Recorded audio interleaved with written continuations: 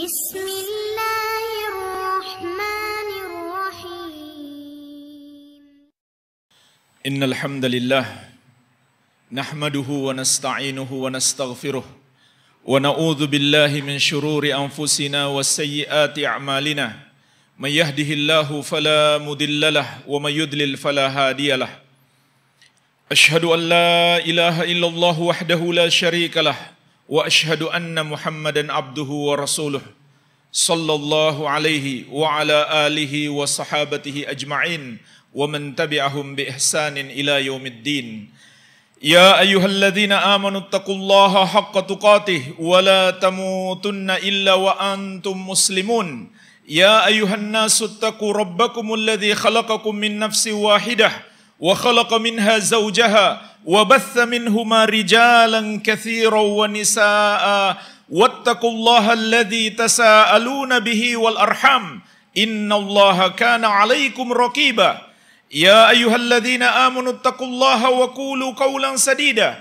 يصلح لكم أعمالكم ويغفر لكم ذنوبكم ومن يطع الله ورسوله فقد فاز فوزا عظيما أما بعد. Fa ikhwani fid din, jamaah salat Jumat yang saya cintai dan saya muliakan, rahimani wa rahimakumullah. Semoga Allah Subhanahu wa taala senantiasa mencurahkan rahmatnya kepada kita sekalian.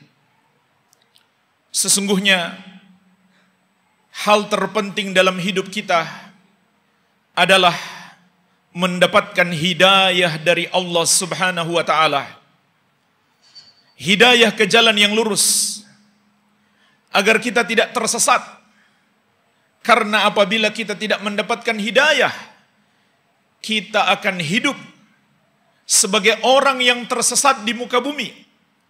Dan orang-orang yang tersesat itu bisa menjadi lebih hina daripada hewan. Allah Subhanahu wa taala mengingatkan, "Inhum illa kal an'am balhum adallu sabila."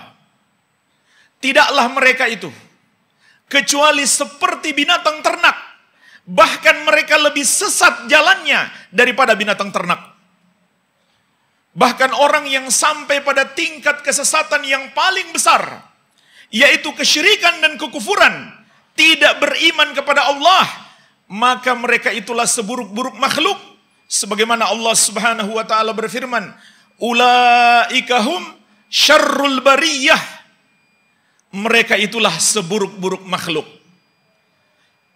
Di dunia mereka hina, di dunia mereka tersesat, dan di akhirat mereka akan mendapatkan azab yang sangat pedih. Oleh karena itu jemaah sekalian, berdoa memohon hidayah kepada Allah dan berusaha menggapainya, ini hal yang sangat penting dalam hidup kita. Sehingga Allah memerintahkan kita untuk selalu bermohon, meminta hidayah kepada Allah.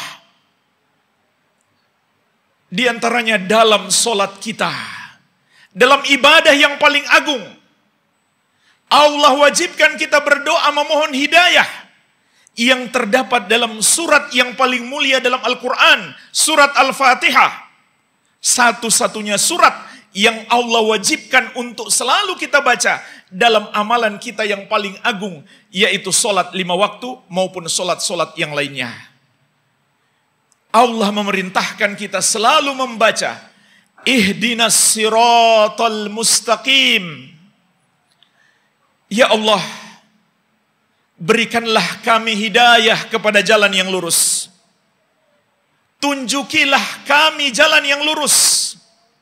Inilah jemaah sekalian doa yang harus selalu kita baca.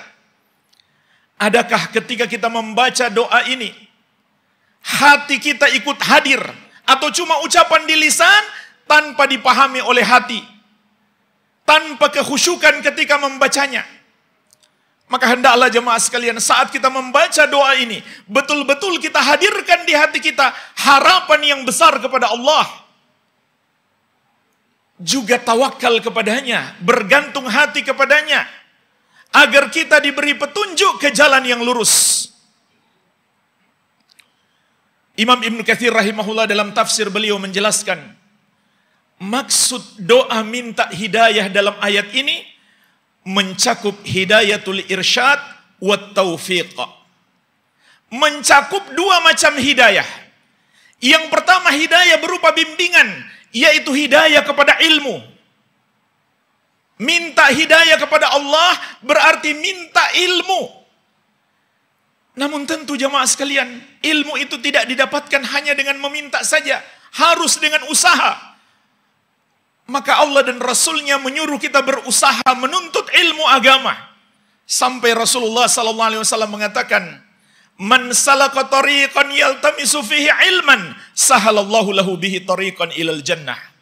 Barang siapa menempuh satu jalan untuk mempelajari ilmu agama, maka Allah akan mudahkan baginya jalan menuju surga. Kenapa? Karena yang dia pelajari adalah jalan hidayah. Bahkan Rasulullah SAW menegaskan, "Innamal ilmu bitta'allum wal fiqhu bittafaqquh." Ilmu itu hanyalah didapat dengan belajar. Begitu pula pemahaman yang benar terhadap agama hanyalah didapat dengan usaha menuntut ilmu. Maka kita berdoa kepada Allah, minta ilmu yang benar, ilmu yang bermanfaat, dan kita juga harus berusaha.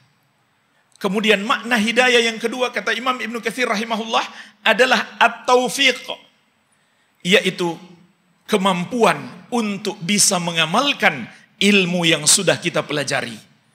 Ini termasuk yang kita minta kepada Allah, karena tidak sedikit orang yang telah mengetahui ilmunya tapi dia tidak mengamalkannya. Maka jemaah sekalian, kita perlu pertolongan dari Allah. Kita perlu hidayah dari Allah agar kita bisa mengamalkan ilmu yang sudah kita pelajari. Dan yang dimaksud jalan yang lurus jemaah sekalian tidak lain adalah jalan Rasulullah sallallahu alaihi wasallam yang telah diikuti, diamalkan dengan baik oleh para sahabat beliau radhiyallahu taala anhum ajmain. Itulah yang dimaksud dengan jalan yang lurus.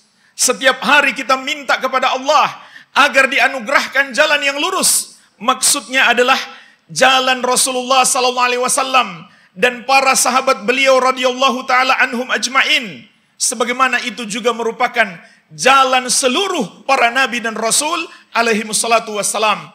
Oleh karena itu lanjutan doa kita mengatakan kepada Allah, siratal ladzina an'amta alaihim, yaitu jalannya orang-orang yang engkau berikan nikmat atas mereka.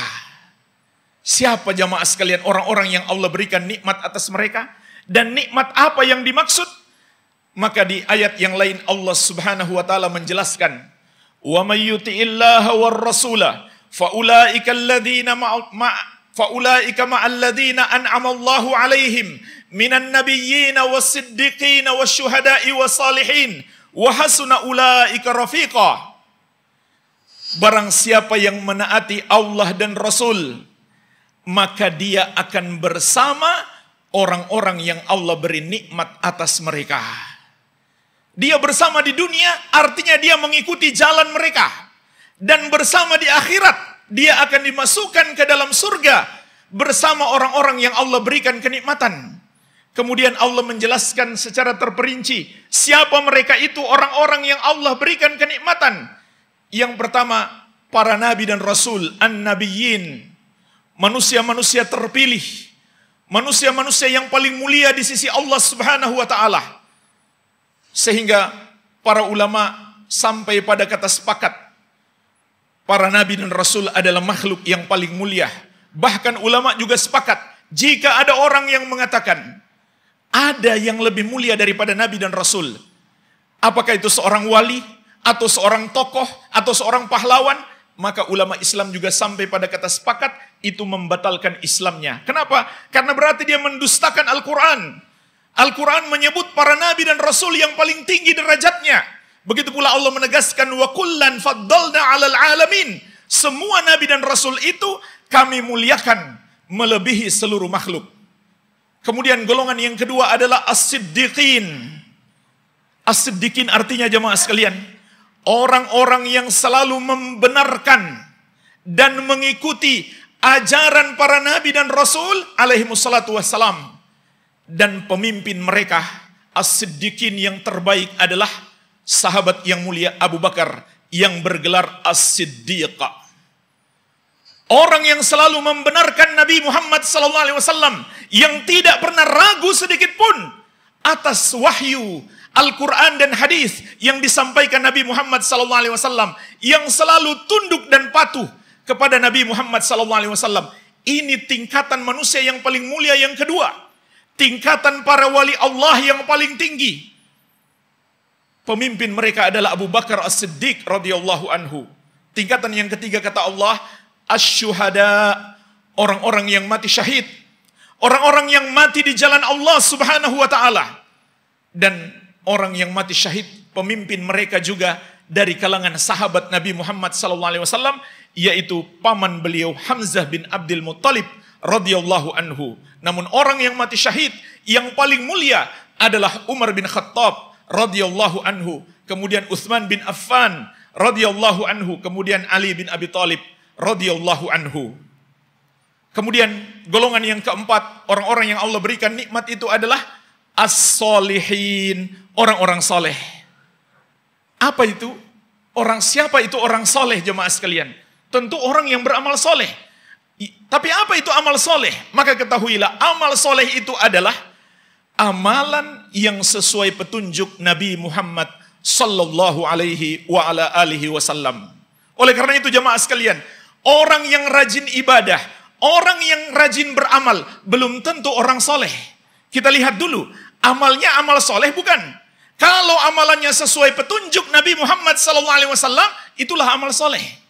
Walaupun dia lakukan amalan sebanyak apapun, tapi tidak sesuai petunjuk Nabi Muhammad sallallahu alaihi wasallam, itu bukan amal soleh. Makanya Nabi SAW menegaskan, man amila amalan laisa alaihi amruna fahuwa raddun. Barang siapa yang mengerjakan satu amalan, tidak ada padanya petunjuk dari kami, maka itu amalan tertolak. Ditolak oleh Allah Subhanahu wa ta'ala. Percuma jemaah sekalian, sebanyak apapun kita beramal, ternyata amalan itu hanya kita dapatkan dari tradisi, budaya, kebiasaan banyak orang, atau merupakan adat istiadat turun-temurun, bukan bagian dari petunjuk Nabi Muhammad SAW, itu semua nggak ada gunanya. Karena Nabi yang mengatakan, itu amalan yang tertolak, tidak diterima oleh Allah Subhanahu wa ta'ala. Kenapa ditolak? Karena itu amalan yang buruk, walaupun baik menurut pandangan mata kita. Karena baik dan buruk itu seharusnya kita kembalikan kepada Allah dan Rasulnya. Apa yang dianggap baik oleh Allah dan Rasulnya, itulah kebaikan. Apa yang bertentangan dengan itu, maka itulah keburukan. Jadi jemaah sekalian, beramal soleh adalah mengamalkan petunjuk-petunjuk Nabi Muhammad sallallahu alaihi wa ala alihi wasallam. Dan para sahabat beliau adalah orang-orang terbaik dalam mengamalkan petunjuk-petunjuk beliau sallallahu alaihi wa ala alihi wasallam. Sehingga bisa kita simpulkan, orang-orang yang Allah berikan nikmat itu adalah seluruh para nabi dan rasul, dan orang-orang yang mengikuti jalan mereka, terutama para sahabat Nabi Muhammad sallallahu alaihi wa ala alihi wasallam. Fa ikhwani fid din, jemaah salat Jumat yang saya cintai dan saya muliakan, rahimani wa rahimakumullah. Semoga Allah Subhanahu wa taala senantiasa mencurahkan rahmatnya kepada kita sekalian. Tidak cukup kita meminta hidayah dari Allah Subhanahu wa taala.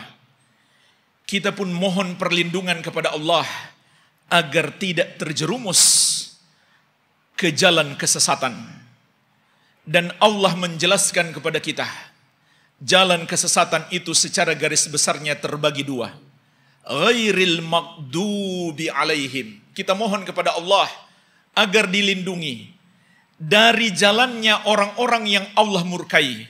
Kita katakan, ghairil maghdubi alaihim, bukan jalannya orang-orang yang engkau murkai, waladdallin, bukan pula jalannya orang-orang yang tersesat. Jemaah sekalian, siapa yang dimaksud orang-orang yang Allah murkai dan orang-orang yang tersesat itu?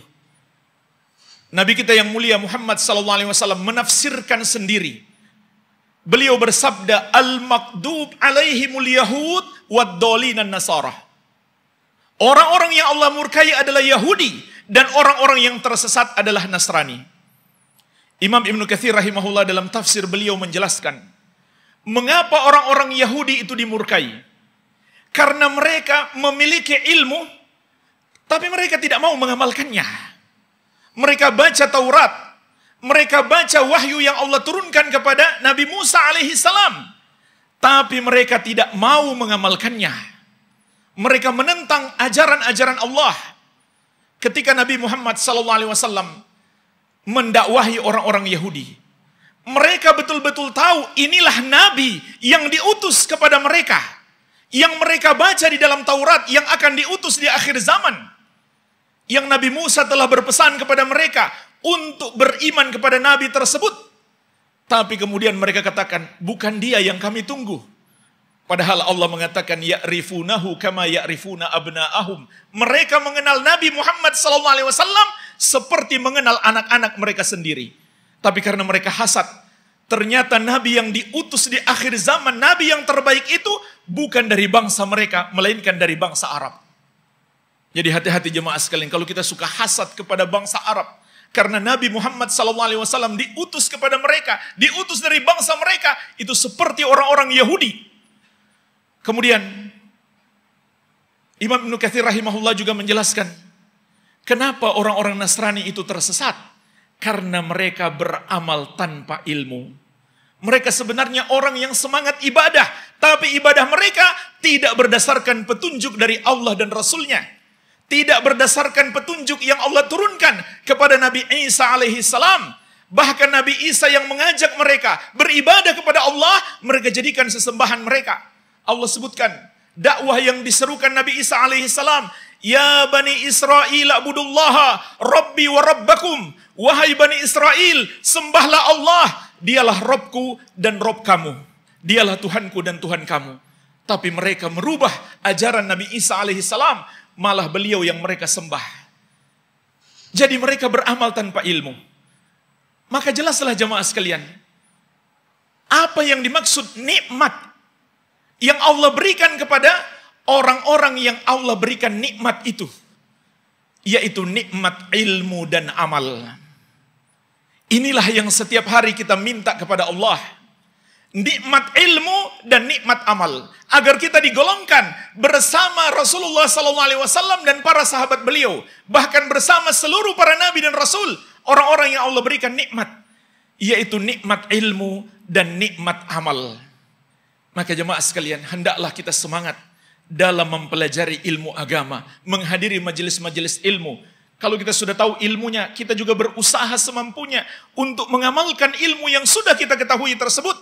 Dan kita berdoa kepada Allah, terus berdoa agar kita diberikan istiqomah. Karena jemaah sekalian, makna ihdinas siratal mustaqim, kata Syekh Abdurrahman bin Nasir As-Sa'di rahimahullah dalam tafsir beliau, itu juga sudah mencakup hidayah kepada Islam dan hidayah di dalam Islam. Artinya walaupun kita sudah mendapatkan hidayah, sudah dalam Islam, semua orang Islam adalah orang yang mendapatkan hidayah, tapi kita masih perlu tambahan hidayah. Kita masih perlu tambahan hidayah dari Allah Subhanahu wa taala, begitu pula kita perlu istiqamah. Karena faktanya jemaah sekalian, ada orang yang telah mendapatkan hidayah kemudian tersesat. Bahkan Nabi Muhammad SAW juga mengajarkan kita tambahan doa-doa yang lain. Beliau terus memohon hidayah dan memohon istiqamah. Allahumma inni as'alukal huda wat tuqa wal afafa wal ghina. Nabi Muhammad SAW juga sering berdoa, ya Allah, aku mohon kepadamu hidayah, ketakwaan, kesucian dan kecukupan. Para istri Nabi SAW mengabarkan, di antara doa yang paling sering dibaca oleh Nabi SAW, Allahumma ya muqallibal qulub, tsabbit qalbi ala dinik. Ya Allah yang membolak-balikan hati, kuatkan hatiku di atas agamamu. Maka jemaah sekalian, bukan sekedar hidayah sekarang, tapi hidayah besok hari dan seterusnya. Sampai kapan? Sampai kita berpisah dengan kehidupan dunia ini. Oleh karena itu, Allah juga mengajarkan kepada kita doa dalam surat Ali Imran ayat ke-8. Rabbana la tuzigh qulubana ba'da idh hadaitana wa hab lana min ladunka rahmah innaka antal wahhab. Wahai Rabb kami, janganlah engkau sesatkan hati kami setelah engkau berikan hidayah kepada kami. Dan anugerahkanlah kepada kami rahmat dari sisimu. Sesungguhnya engkau adalah Al-Wahhab yang suka memberi kepada hamba-hambanya. Semoga Allah Subhanahu wa taala senantiasa memberikan hidayah dan menambahkan hidayah kepada kita dan menganugerahkan keistiqomahan sampai kita berpisah dengan kehidupan dunia ini. Allahumma salli ala Muhammad wa ala ali Muhammad kama sallaita ala Ibrahim wa ala ali Ibrahim innaka Hamidum Majid. Allahumma ighfir lil muslimina wal muslimat wal mu'minina wal mu'minat al ahya'i minhum wal amwat innaka sami'un qaribun mujibu da'awat. Rabbana atina fid dunya hasanah wa fil akhirati hasanah wa qina adzabannar. Wa sallallahu ala nabiyyina Muhammadin wa alihi wa sallam wa akhiru da'wana anil hamdulillahi rabbil alamin.